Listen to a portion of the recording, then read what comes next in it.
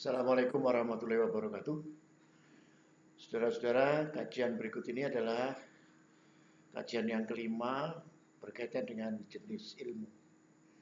Kita melanjutkan yang kemarin sudah pada ranah yang kelompok epistemologi, dan yang berikutnya ini nanti akan kita kembangkan lagi ke kajian yang aksiologinya. Saudara-saudara, pada pertemuan ini saya ingin menjelaskan jenis ilmu. Kita mulai dari sana. Kalau ilmu itu menjelaskan tentang apa, maka itu masuk kepada hakikat atau hakiki. Jadi hakiki itu menjawab tentang apa. Sementara kalau kita berkutat kepada bagaimana, berarti lingkup keilmuan kita ada pada deskripsi. Jadi mendeskripsikan itu adalah menjawab bagaimana. Sedangkan kalau bicara mengapa, berarti kita bicara tentang kausalitas, sebab akibat. Nah, dengan kata lain, jika kita berbicara mengenai sebab akibat, maka kita menjawab mengapa. Sedangkan kalau kemana, itu berarti normatif. Atau kalau kita berbicara tentang norma atau normatif, maka kita membahas keilmuan itu adalah dari aspek kemananya. Nah, apa, bagaimana, mengapa, dan kemana, sebagai seorang ilmuwan itu adalah pekerjaan yang memang harus digeluti oleh pengembang ilmu untuk selalu tidak berhenti kepada jawaban, kepada pertanyaan kemana, mengapa, bagaimana, dan apa, atau apa, bagaimana, mengapa, dan kemana. Itu terus dalam rangka pengembangan keilmuan. Lanjutnya, kalau begitu kita akan melihat satu sisi ilmu, satu sisi filsafat. Antara ilmu dengan filsafat itu ada kesamaannya dan ada perbedaannya. Kesamaannya semua pakai akal manusia. Baik ilmu maupun filsafat itu menggunakan akal manusia dalam memahaminya. Dan ilmu dan filsafat sama-sama mencari kebenaran. Kalau kebenaran ilmu pengetahuan itu akan untuk menjawab, mengembangkan pertanyaan-pertanyaan terus, jadi tesa, antitesa, tesa lagi, antitesa. Tapi kalau filsafat kebenarannya adalah kebenaran yang hakiki. Oleh sebab itu bedanya, ilmu harus empiris, filsafat tidak harus empiris. Tidak harus empiris kalau filsafat. Tapi juga filsafat itu mendalam. Ilmu tidak, karena dia tesis, antitesis, muncul lagi terus.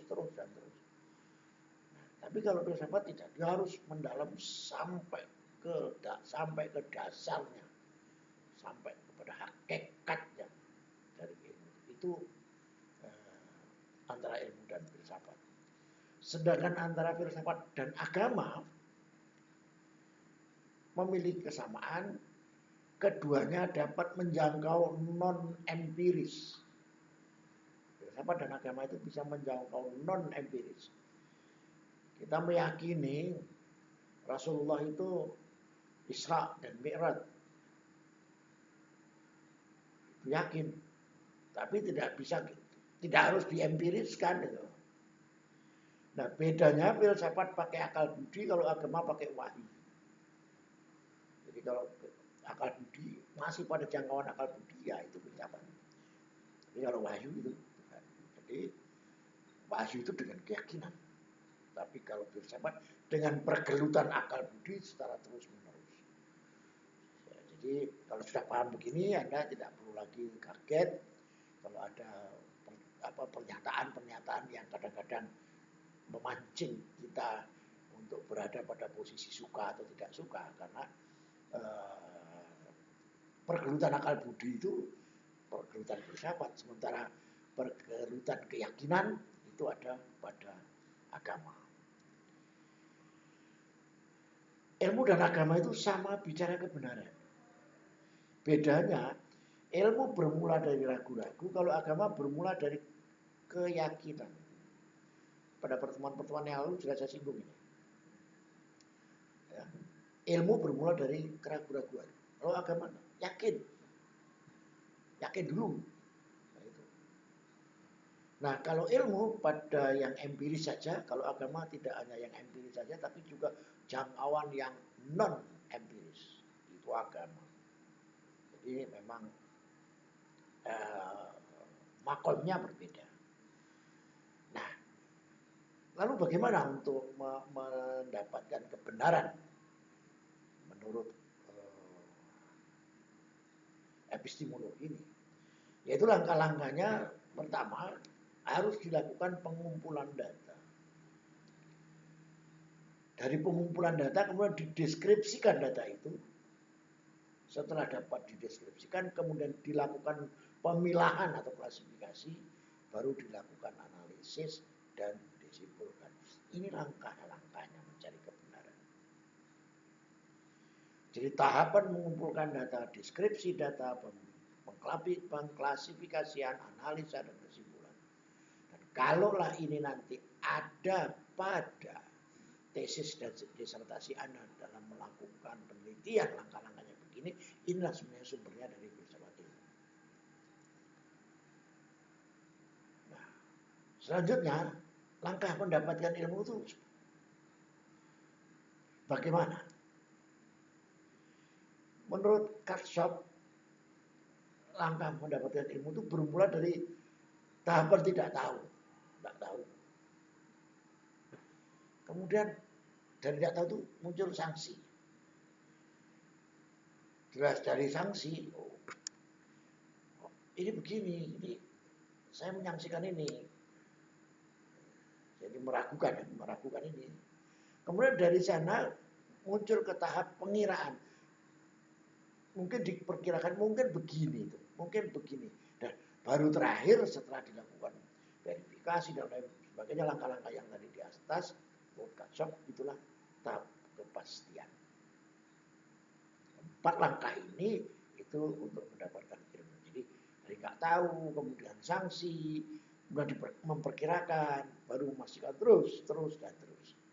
Itu langkah-langkahnya. Dan saya ulangi lagi, kalau menurut Pak Herman Suwardi, langkah ini juga disebut logiko-hipotetico verifikasi yang kemarin kita pernah bahas, yaitu perumusan masalahnya, menyusun kerangka pikirnya, merumuskan hipotesisnya, menguji hipotesis, baru bisa menarik kesimpulan. Itu seperti itu langkah-langkah bersifat mekanistik yang ada pada manusia. Nah, oleh karena itu, saudara-saudara, dalam hal ini kita memahami bahwa apa fungsi ilmu itu. Fungsi yang pertama untuk menjelaskan sesuatu, menjelaskan peristiwa, menjelaskan apapun. Itu fungsi pertama dari ilmu. Jadi orang yang pandai menjelaskan itu orang yang berilmu, menjelaskan sesuatu tentang itu. Nah, dia memiliki ilmu tentang itu. Kemudian yang kedua itu meramal, mempredik. Tahapan kedua itu yang lebih advance dari hanya menjelaskan, dia mampu meramalkan, memprediksi. Jika ini maka ini, jika itu maka itu, dan seterusnya dan juga itu memprediksi, meramalkan. Dan yang paling tinggi lagi adalah di samping dia mampu menjelaskan, meramal, juga mengontrol. Itu fungsi ilmu. Semua memerlukan ilmu, ilmu menjelaskan, ilmu kemudian untuk meramalkan, kemudian untuk mengontrolnya. Hal-hal seperti inilah yang menjadi kewajiban atau fungsi dari ilmu itu. Dan kita tidak akan bisa lepas dari ketiga hal itu dalam konteks pengembangan keilmuan di perguruan tinggi Indonesia. Jadi seseorang di perguruan tinggi itu harus mampu menjelaskan. Kalau dia cuma menjelaskan saja ya baru tingkat rendah ya. Tapi kalau dia bisa sudah mempredik, meramalkannya, memperkirakannya, dan apalagi kalau dia sudah bisa mengontrolnya, sehingga perkiraan itu menjadi tepat, benar, dan lain sebagainya, dan lain sebagainya. Nah, atas dasar itu, saudara-saudara, disimpulkan bahwa alur metode ilmiah itu maka akan seperti ini. Ya. Yang pertama, berangkat dari permasalahan itu kita menyusun kerangka pikir, dan kita juga menelusuri dengan khasanah, melakukan penelitian ilmiah. Dari keduanya itu berdialog menjadi ada deduksi dan koherensi, pembahasan hipotesis dengan induksi.